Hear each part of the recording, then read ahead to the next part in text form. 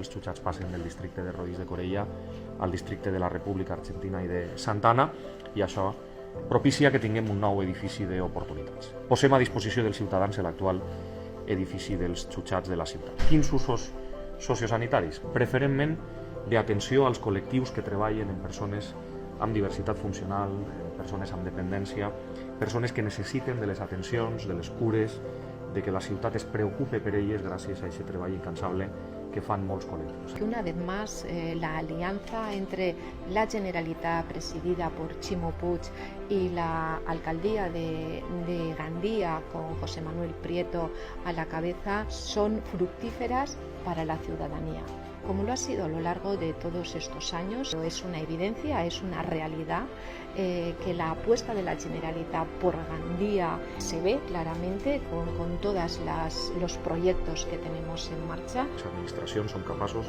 d'acordar, de consensuar i en definitiva de fer que la ciutat continuï avançant, i la necessària posada en marxa dels xutxats ens deixava aquest nou espai d'oportunitats pensat per als ciutadans i ciutadanes de Gandía.